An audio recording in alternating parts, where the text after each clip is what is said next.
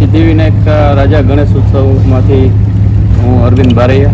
અમે આ ગણપતિ ઉત્સવ 16 વર્ષ પૂરા કરીને 17મા વર્ષમાં મંગલ પ્રવેશ કર્યો છે. તો આ ગણપતિ ઉત્સવ અમે 50 થી 60 મેમ્બર અમારા ગણેશ ઉત્સવ સમિતિ છે.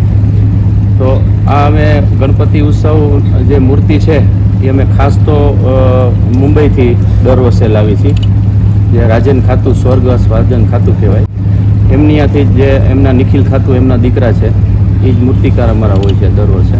ને આગળ અમે જે આ ડોમનું અમારી એક તો ખાસ આ વખતે અમારી થીમ છે, એમાં જર્મન ડોમ કરીને આ પહેલી જ વાર મોરબીમાં અમે લાવ્યા છે. જર્મન ડોમ કરીને અંદર જે થીમ છે અમારી એ આખી ફ્લાવર ઉપર આ વસ્તુ થીમ છે.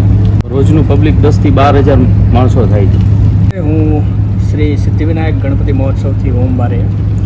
છેલ્લા 16 વર્ષથી અમે ગણપતિ મહોત્સવનું આયોજન કરીએ છીએ અને અમારો ગણપતિ મહોત્સવ 17મા વર્ષમાં મંગલ પ્રવેશ કરી રહ્યો છે. અમારી મૂર્તિની વાત કરવામાં આવે તો છેલ્લા 9 વર્ષથી અમે સ્વર્ગસ્થ્ય રાજન ખાતું, જે મુંબઈના પ્રખ્યાત મૂર્તિકાર છે અને એમના સન એટલે કે નિખિલ ખાતું મૂર્તિકાર છે, ત્યાંથી આ પ્રતિમાને લાવી છે. ત્યાંથી લાવવાનો એક જ ભાવ કે ત્યાંના આર્ટિસ્ટ જે બાપાના ચહેરાને, બાપાની આંખોને જે બનાવે છે અને ભક્તો જ્યારે આ પંડાલમાં આવે છે અને બાપાને નિહાળે છે, બાપાના દર્શન કરે છે, ત્યારે સાક્ષાત ગજાનંદ સામે બેઠા હોય એવી અનુભવ થાય. એના માટે જ અમારા મૂર્તિ મુંબઈથી લાવવાનો આ જ એકમાત્ર કારણ. અને ખાસ કરીને આજ વખતેનું આયોજન એક રાજાધિરાજનો મહેલ લાગે એ ટાઈપની આજ વખતે થીમ લઈને આવ્યા છીએ. ગયા વર્ષની વાત કરવામાં આવે તો જંગલ થીમ આપણે રાખી હતી.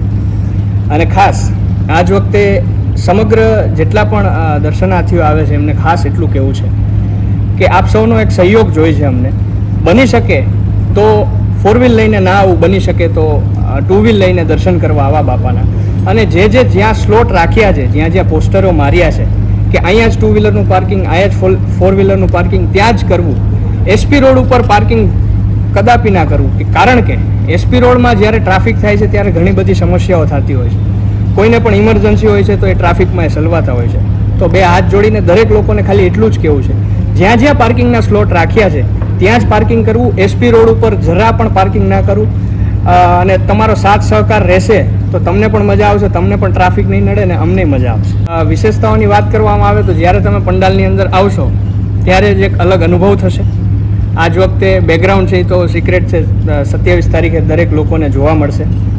અને સાથે અમે વૃક્ષો પણ આપવાના છીએ. જેટલા ભક્તો આવે છે અમુક એવા દિવસો રાખી છે જ્યારે અમે વૃક્ષો એમને આપીએ છીએ. અને એક સારો એવો મેસેજ પાસ આઉટ કરવા માગીએ છીએ, સેવ ટ્રી, સેવ એન્વાયરમેન્ટ. ઘણા બધા રાજકારણીઓ, ઘણા બધા ગુજરાત ઇન્ડસ્ટ્રીના લોકો હર વર્ષે પધારે છે, પણ આ વર્ષે પણ ઘણા લોકો ગુજરાત ઇન્ડસ્ટ્રીના લોકો પધારવાના છે. સ્થાપના 27 તારીખના રોજ સ્થાપના છે અને આરતીનો ખાસ આપ સૌને સમય કહી દઉં કે આરતીનો સમય રાત્રે 7 વાગે છે. 7 થી 7:30 એક આરતી હોય છે, 9 થી 9:30 બીજી આરતી હોય છે. 27 તારીખથી 5 લગી આ રૂટીન રહેશે અને 6 તારીખે ભવ્યથી ભવ્ય વિસર્જન રહેશે. અને ખાસ આપ સૌને બીજી એક વાત કરવાની છે. ગયા વર્ષે અમે કીધું હતું કે શ્રી સિદ્ધિવિનાયક દાદાને અમે મંદિર બનાવીએ છીએ. શ્રી સિદ્ધિવિનાયક ફાઉન્ડેશન દ્વારા સ્થાપિત મંદિર કરીએ છીએ. જડેશ્વર મહાદેવની બાજુમાં, ભંગેશ્વર મહાદેવની પાછળની જે જગ્યા છે ત્યાં શ્રી સિદ્ધિવિનાયક દાદાના બિરાજમાન કરીએ છીએ.